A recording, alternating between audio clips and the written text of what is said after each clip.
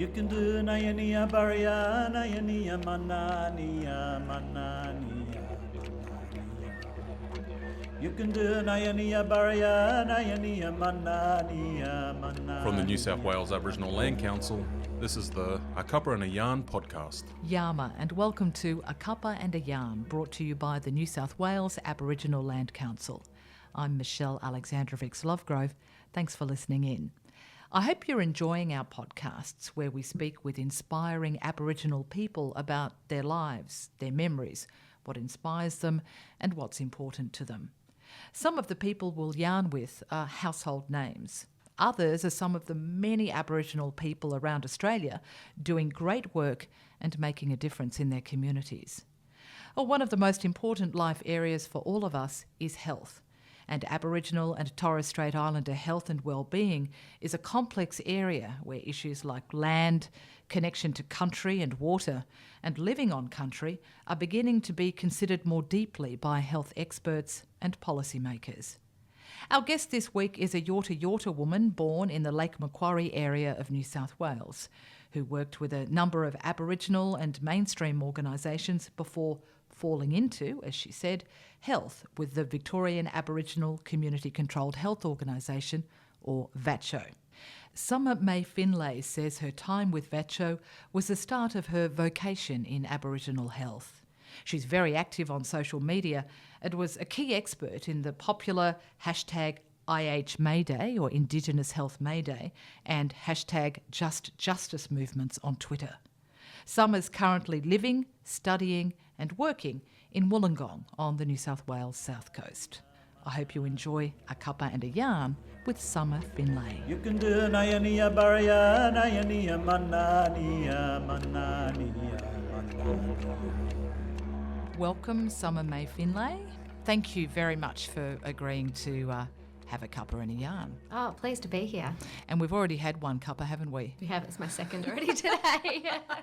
We are here at Wollongong University on lovely Wadi Wadi country at Wollongonga Indigenous Centre, and we're in a quiet room. We are in a quiet room. It won't be quiet for long though with us in it. No, not at all. But I think that's all going to be okay with the staff here. So it's lovely that they've welcomed us and allowed us to take this space and have our cuppa and a yarn. Our listeners have heard a little bit of an introduction about you. If we can go back to the start of summer. Well, I was born on a really dark and stormy night. No. Were you? Yeah, apparently it was flooding. Serious? Yeah. Okay, so is that why you were called Summer then? No, Mum saw that in the credits of a movie. Dad wanted to call me Courtney, and Mum is pretty much the strong person in our family who, well, she's the matriarch. She got her way and called me Summer. Isn't that interesting? Yeah. So from the credits of a film. Yeah. So you were born on a dark and stormy night. Yeah, I was. Well, it was probably evening. It was about 6:30. But I'm a Yorta Yorta woman. Yes. But I didn't grow up on country. I grew up on Lake Macquarie, which is a Awabakal country. So, which is up near Newcastle. So your family generally housed from Cumragunja, is that right? Yeah, so my grandmother grew up on the Mission Cumra, and she went up, she met a man. As you do. As you do. And that was my grandfather, and they decided to move up to where he was from, the entrance, before my mum was born. So that's the entrance on the Central Coast. I was born off country as well, but this is in South Australia. But certainly being born off country and living most of your life off country, really interested perhaps in how, although most Aboriginal people would tell you how, but how we continue to keep our sense of self. You know, how you as Summer as a Yorta Yorta woman, being brought up on a Wabakal country. I mean, you're spending, how long have you been in Wollongong for? I moved down here in January, so not long. Okay, not too long. I tend to move around a lot, so I've spent a lot of time on other people's country. So you're used to it. Yeah. So you've got the whole keeping yourself steadfast as Yorta Yorta down pat? Well, I don't know. I think it's an ever-growing part of myself. I mean, I grew up in a Wabakal country. A lot of my grandmother's sisters moved up there as well. So I grew up with a lot of family, even though we weren't on our own country.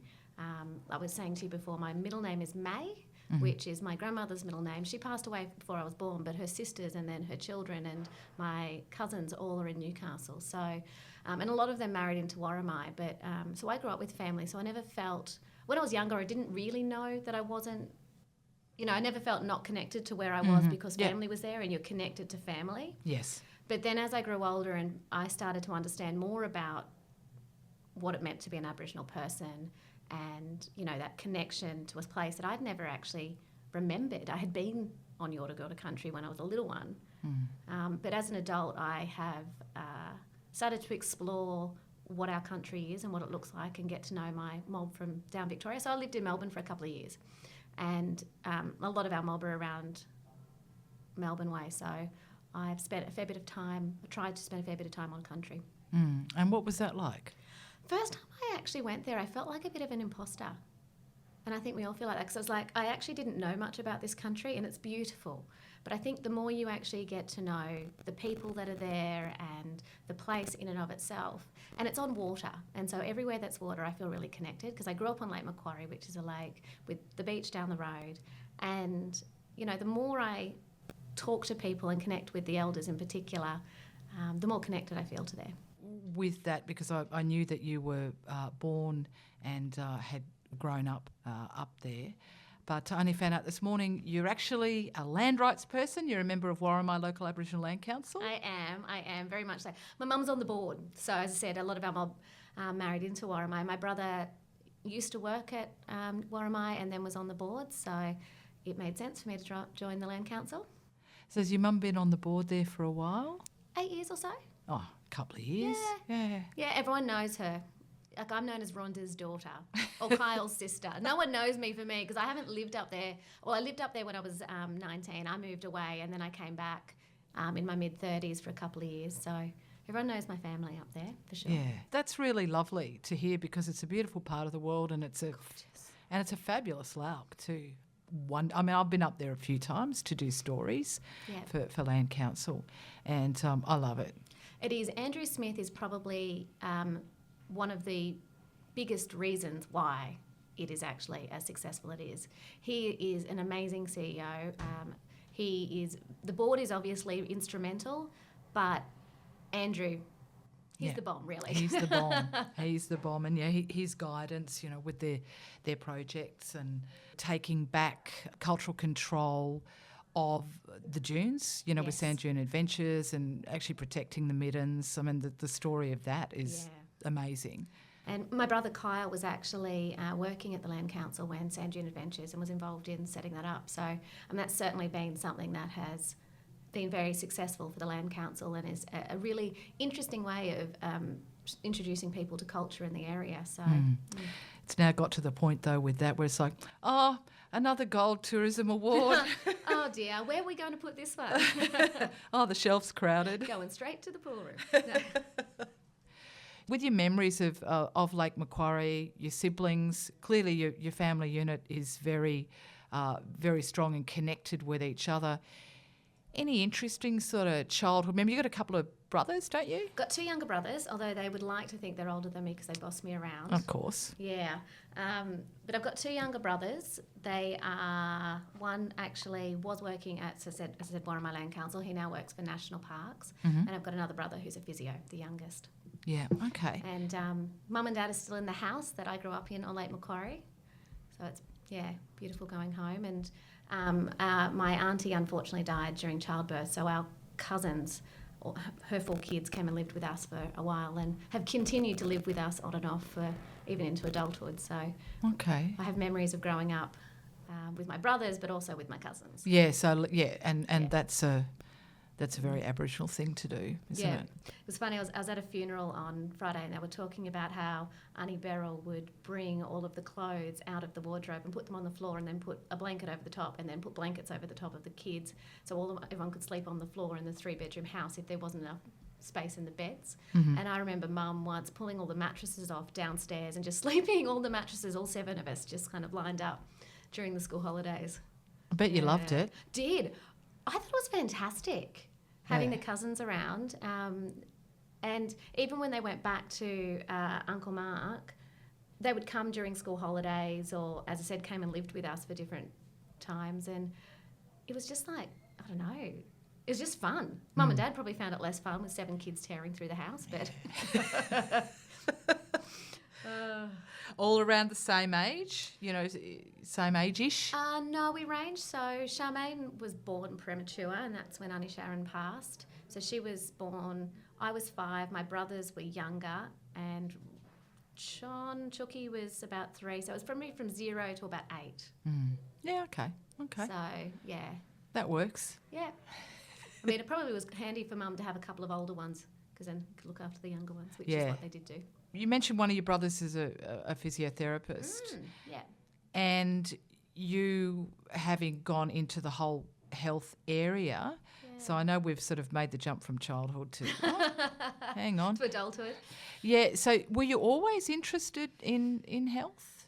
I was interested in health kind of, but not really. So I wanted to be a speech therapist. So I used to do drama for a long time. So did I. Oh, did you? Yeah, at high school. Yeah, that was what I wanted to do. But my science was down the tubes, so... See, I was good in science, but I didn't like it. My math was... Yeah. I'm a humanities girl through and through, though, really. Yeah. But I wanted to be a speech pathologist because I had actually done a lot of speech and drama. And part of speech and drama exams is speech. So I thought, I could be a speech pathologist. I actually went to uni. I didn't get great marks in year 11 and 12, well, in year 12, but I got enough to get into uni. But I got into a Bachelor of Arts, but I wanted to do business, so I did business subjects. Or I thought I wanted to do business because Dad told me I should do business. Hated it, dropped out. I actually went back to uni and when I was 23 as a mature age student did social science. Okay. And I intended to do speech pathology, transfer into speech pathology, but I didn't realise the uni I went to didn't do speech path because I didn't do my homework. And so when I actually finished my degree, I went to the UK, but when I got back, it was just after the GFC. All right. And it was really hard to get a job. Yeah. So I got back into retail and I ended up getting a job. So my major was linguistics at uni. And I ended up getting a job in Aboriginal health research, and I wanted a job in Aboriginal language research. And I thought, bloody hell, 2 out of 3 is not bad for your first job out of uni. Yeah. And so I ended up in health by accident. So I dabbled in the idea of health, but I ended up in public health, and this was at VATCHO, which is the Victorian Aboriginal Community Controlled Health Organisation. So, and I fell in love with it. Jill Gallagher, who's currently the Treaties Commissioner down in Victoria, she was the CEO, and she was and is fabulous. And so that organisation had gone through a lot of change, a lot of growth, but they do amazing things with the communities down there and the health services. I started out as a research project, and I had an amazing woman, Bronwyn Fredericks, who works up in Queensland. Yep. And she is someone who has just been a significant mentor to me. And I think because of her passion and her support, I fell in love with public health because I realised that through public health, you can actually impact not just one person when you're sitting face to face, but you're actually impacting a whole lot of people when you introduce policies, or you're doing research. And so for me, I thought, this is actually a really effective way of reaching a lot of people. You're listening to A Cuppa and Yarn. I'm Michelle Aleksandrovics-Lovegrove, and I'm speaking with Summer Finlay. Land Council members, are your contact details up to date? Have you moved home recently? Got a new post office box? Are you even sure that your address, your phone number, maybe your email address has been entered into the members registry correctly? Well, there's only one way to be certain, and now's the best time to do it. The NSWALC election is coming up soon on November 30. So, having your contact details up to date has never been more important. Contact your LAUC today. It might just save you a lot of hassle tomorrow. On A Cuppa and Yarn, I'm speaking with Summer May Finlay. And Summer, you're talking about the time, certainly with VATCHO, where you, with that, which I didn't realise, I didn't know you were at AHNMRC, Yep. NACCHO, Yep. Congress. National Congress of Australia's First People, yep. Yeah. So you weren't doing health at Congress, so weren't you in the communications space there? So I started out in policy. Yeah. And we did a whole range of things. So with public health and with health more generally, from an Aboriginal point of view, we take that broader focus on health, Yes. so education, housing, all that kind of stuff. So I still considered myself to be within the health space, even though it wasn't in a health organisation, because everything we were doing would have a positive impact on people's health. And so, Yeah, I bounced around. I've actually worked at the AHMRC 3 times in 3 different roles. Wow. I keep going back like a bloody boomerang. Every time I get a call from the now acting CEO, Tanya Brown, I'm like, what do you want? And I'm actually on their ethics committee, their research ethics committee. So I'm still connected to them. But yeah, very, very passionate about health. And I think it's because health underpins everything. You can't have land rights and be able to use them effectively if you're dying and if you're sick. Yeah, if your communities aren't healthy, Yeah. what's the point? You can't, we talk about sovereignty, but if everyone is ill and everyone's in trauma because of the death and dying and the sickness, then you can't actually really be sovereign people to our full capacity. So for me, health underpins everything. It's the platform you need to be able to do everything else successfully. Well, we need to be healthy people, healthy physically and certainly healthy emotionally, spiritually. And culturally as well. I think we're still, would you agree? I'm not an expert, but we're still fighting on all those fronts. Absolutely. If we weren't, I would be out of a job. And I'd be okay with that, I have to say. When you talk about health and, your love, your decision to pursue that certainly as a career, but absolutely with your studies, where's your niche in that? It's a really interesting question. Or is there one? Well, I started out in tobacco control, so that's still something I work in. So I work as a consultant with the Cancer Institute, which is a pillar of Ministry of Health here in New South Wales. But my niche is really... I've always seen myself as someone who can actually facilitate or broker between community and government or community and other policymakers. So my niche is really is that conduit, because there are experts in spaces that I'm just never going to be an expert in. It's just that I can't know everything. Yeah. But we talked before we turned on about walking in 2 worlds. Yes. So I went to a private school that my mum and dad put me in because they didn't like the local public school. And we were the only Aboriginal family there. So I was very used to being the only Aboriginal person or family within a space. And then I was in this accelerated learning class in high school from year 7 to year 10. And again, being the only Aboriginal kid in the class. So you learn really quickly how to navigate. I knew how to navigate the Aboriginal world because that was what I was born into. But then you learn through your experiences, and I think that's something that I probably have decided is my niche. All of this is happening, but alongside of it, which I must say, when I met you, so just so everybody knows, I met Summer on social media. Yes. And if you're not on social media, you bloody well should be. So we met via Twitter, actually. Yeah. And certainly the space that you walk is sort of part of all of this in health on Twitter. Yeah. So we met via the whole hashtag IH May Day. Yeah, a number of years ago. So how is all that going? Social media, I love social media. I find it a fantastic platform, and I think Aboriginal and Torres Strait Islander people have certainly been significant adopters of social media, including Twitter. IHMA Day was a great platform. We haven't done it this year. Yeah. And I was involved for 4 out of the 5 years. So it was started by Lenore Geyer from Townsville. Yes. And she's a fabulous academic, amongst other things. And IHMA Day, for those that don't know, it stands for Indigenous Health May Day. So what we actually were doing was having a whole day with sessions from individual Aboriginal and Torres Strait Islander people talking about the topic in any way or shape or form that they wanted to. And what we were trying to do was actually privilege Aboriginal and Torres Strait Islander voices on that particular day.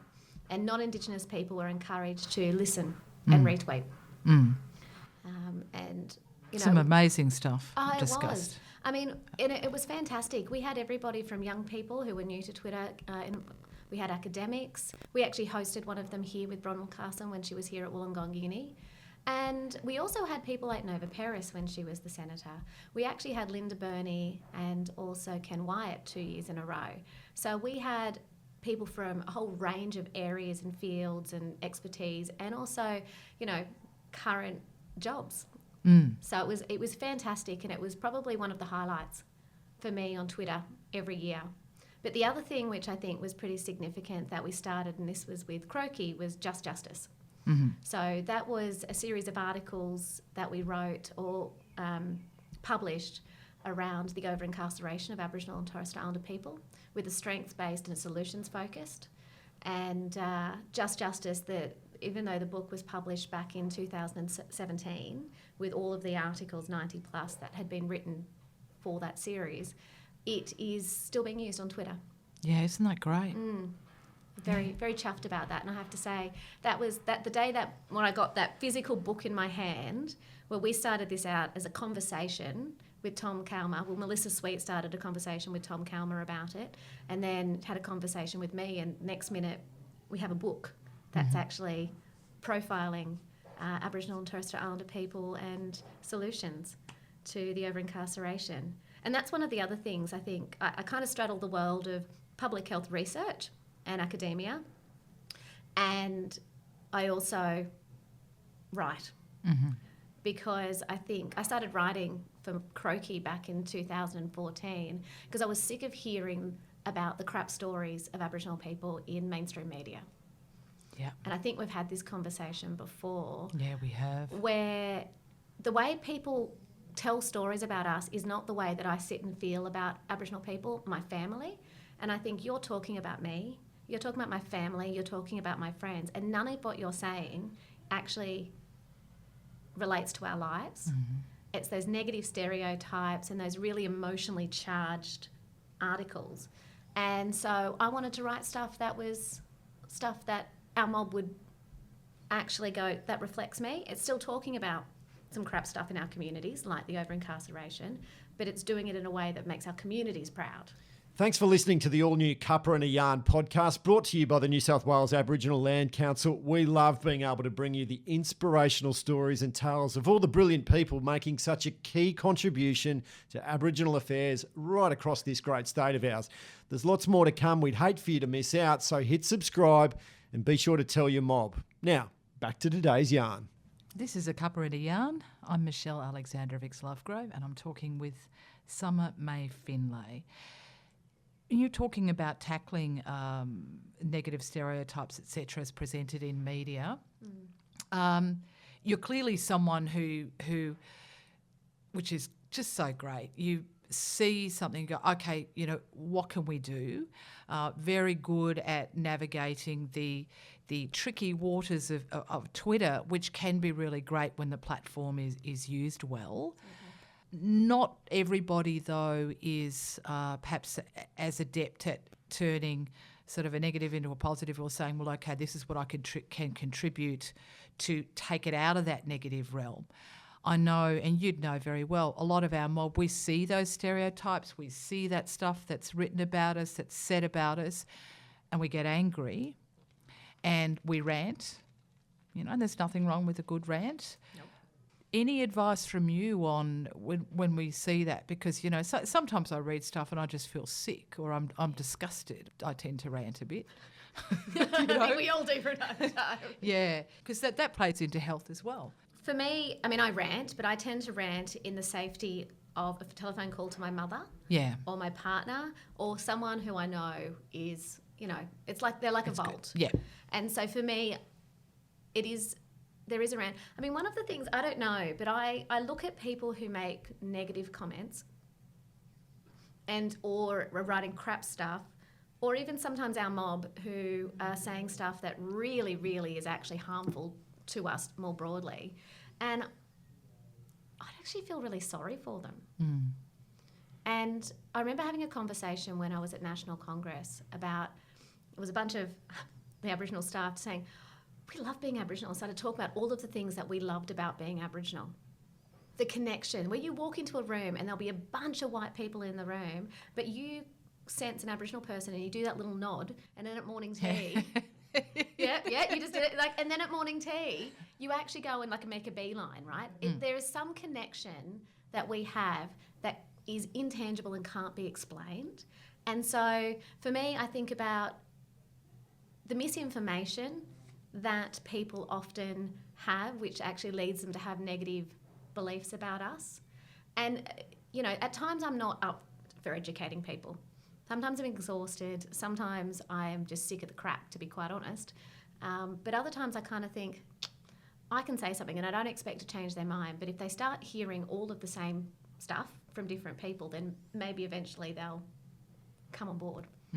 And I think for me, don't have a rant publicly. Yes. Because everything is public. And if you don't know this, there's a thing called web capture, I think it's called, where it literally captures everything online. So even when you delete something, it's going to be there forever. Yes. So I kind of my litmus test is if I can't tell my mum, don't say it.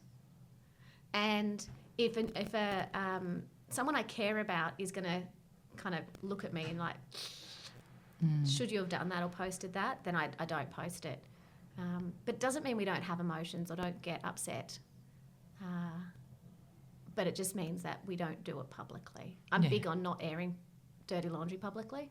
And I see a lot of our mob online ranting,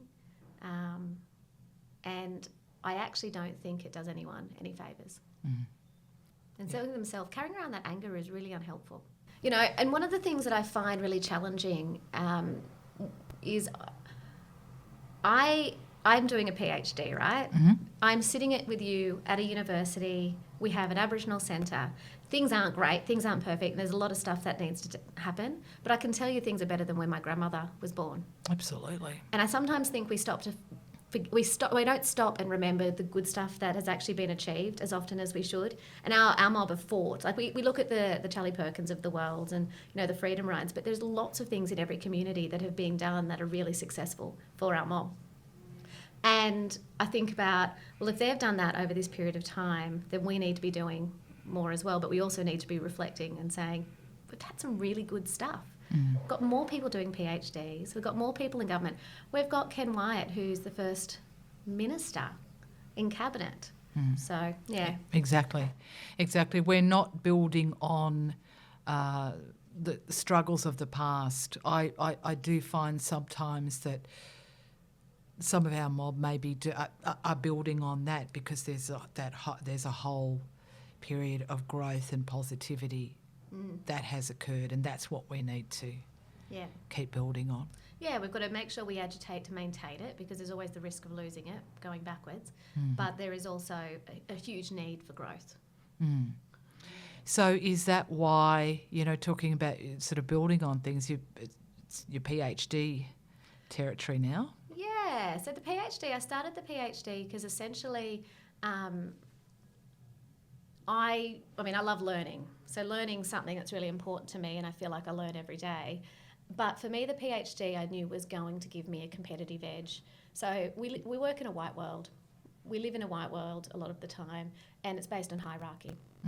And so I recognised as a younger Aboriginal woman, particularly as a woman, having those extra things in your bow means that you're more likely to be heard, as sad as it sounds. Even I noticed there was a shift in the way people treated me when I told them I was doing a PhD. There was like that extra... Oh, she's smart. Yeah, and it's like, I mean, you don't need to have a PhD or have a formal education to be smart, but it is a clear indication that you are hardworking, dedicated, and you know shit. Yeah. Like. Yeah, exactly. Yeah.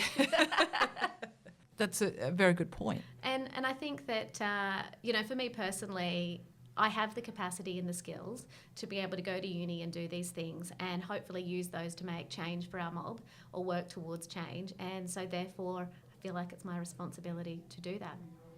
So, but I love doing the PhD. Soon to be submitting. Got a couple of months left. Most of my stuff is written. So you're at the end of it. I am, and I'm still smiling. She is. She's here. Her eyes are bright. She's smiling and laughing. And I walked in today and Summer said, hello, here's the first cuppa. Cuppa straight up, you know, it was there. What's your secret then? Organisation or? I'm very organised. I try not to let too many things get me down because I don't want to walk around being angry or upset all the time. And I have moments where things aren't going well either in my personal life. So as I said, I just went to a funeral on Friday of an auntie who was a significant part of our community and our family. But with the PhD, it's kind of like, I'm getting there, it'll get done, and it'll be good, and that's all I need to remember. Mm-hmm. And I also reach out to people, but I also am kind to myself. If I want to have a day off and I just want to watch crap TV and eat crap food, that's what I do. With navigating all of that, I think perhaps a lot of our mob, because we're still, we're still seeing families where, whether young people or not, people are becoming the first. We're still seeing the first in families to graduate from university, at all. Going that realm in your studies, how do you juggle it? How do you live? How do you survive and thrive? I'm very good at multitasking, but I tend to be very efficient. So I do a range of things. So I write, I'm working, I'm studying, and then I'm on the board of the Public Health Association. I'm on a board of a startup NGO that's looking to work in the suicide prevention space for young Aboriginal and Torres Strait Islander people. And for me, they're all kind of interlinked. So, once you actually get enough experience and knowledge, there's a lot of overlap. Mm-hmm. And I guess for me, it literally is just being efficient. Yeah. I don't know how to... I'm a very efficient person, put it that, yeah. What if someone's not so efficient? Learn how to do it? I would tell people, well, efficiency is not naturally something for me. I'm actually quite chaotic, she said. Yes, I am. If you ask my mum, if you see my bedroom, there is crap everywhere. Like, legitimately, I swear, you walk into my house, or when I'm staying in hotel rooms, I don't know what I do. Within about 5 minutes, it looks like a bomb's gone off. Wow. But you learn. So before I went to uni, I was actually working in retail and I was managing. So I had a multi-million-dollar store with 10 staff minimum. And so I had responsibilities by the age of 22 where I was responsible for a store and I had to learn to be able to do a range of things at once, keep on top of everything. And Look after people. Yeah. And it's what you do. As you get older, you learn how to navigate the situations you're in and you find out creative ways. Like, I have extensive task lists on my phone. Mm-hmm. The iPhone has that task setting. It's extensive. And I think you just need to learn. Find out what your flaws are and look for ways around them. I set myself alarms for everything. Everything's in my diary, because if it's not, I'm not going to remember.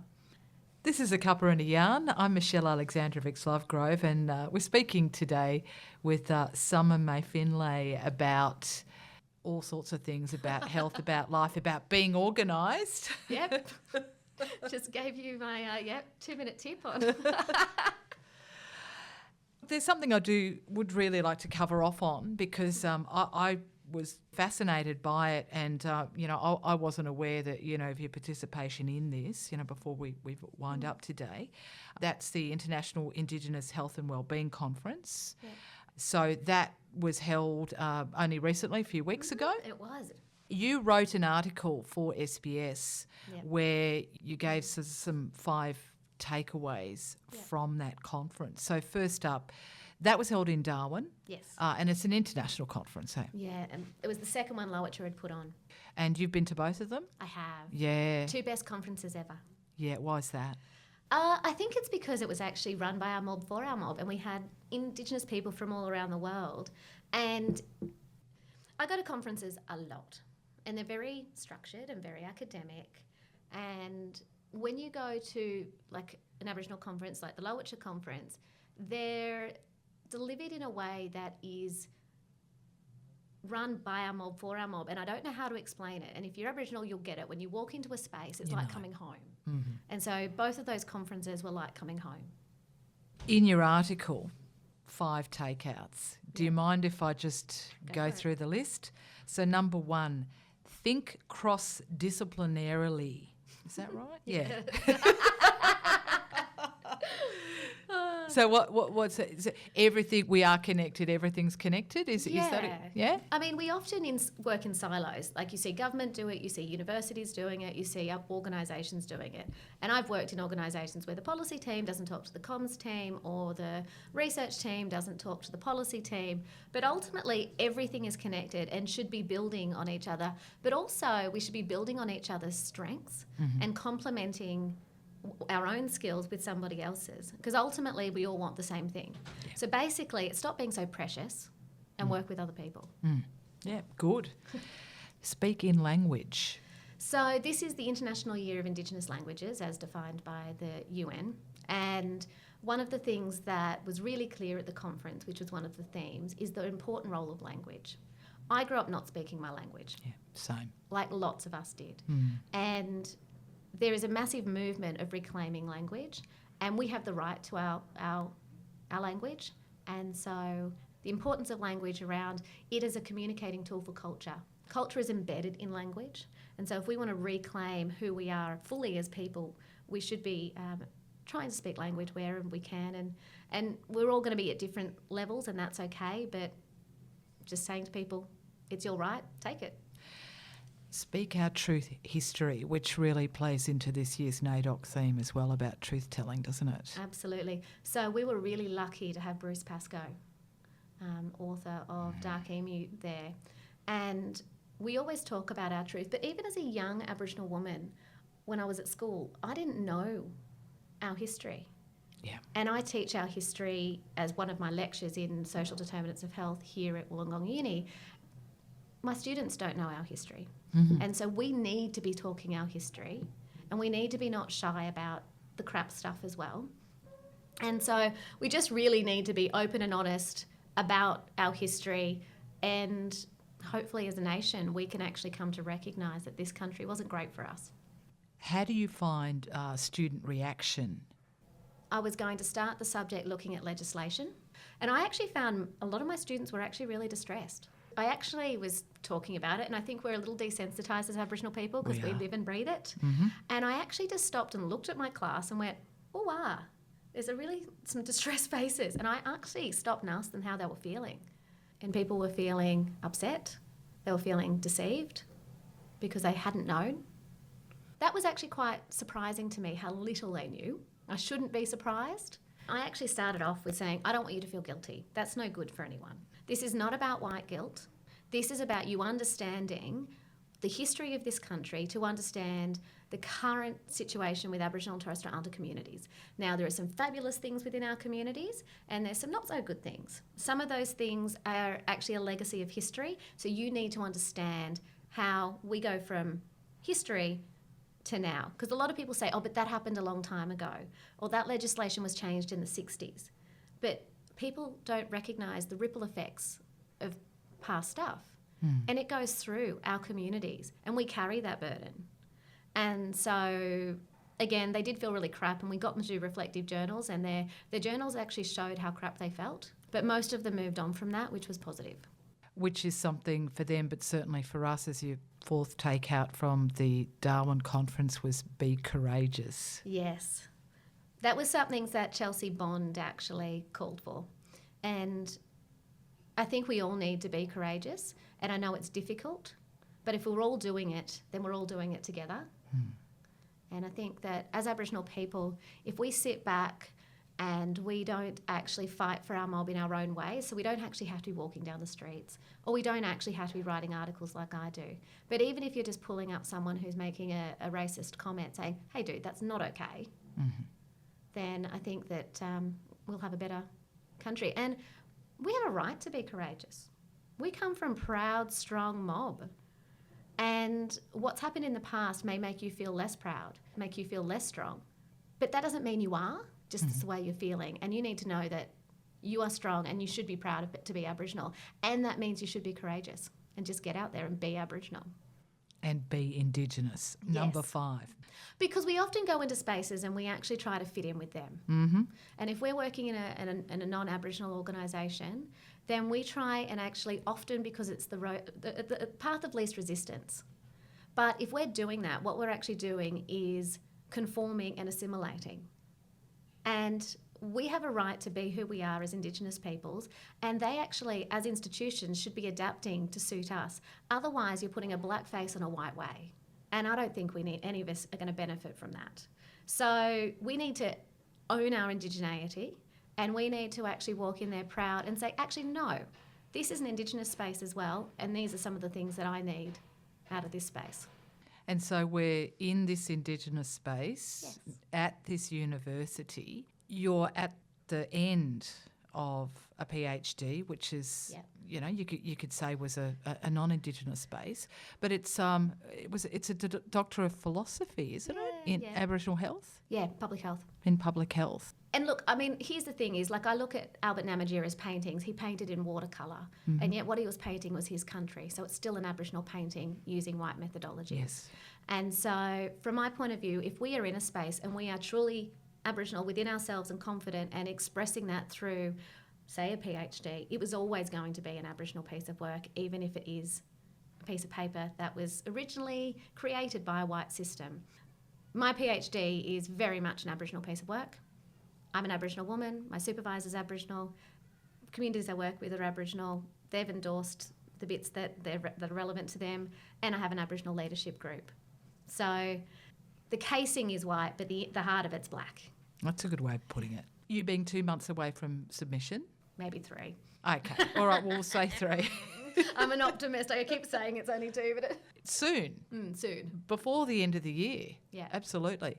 What are you going to do once you submit? You can have a party, you can have a little holiday. I'm having several.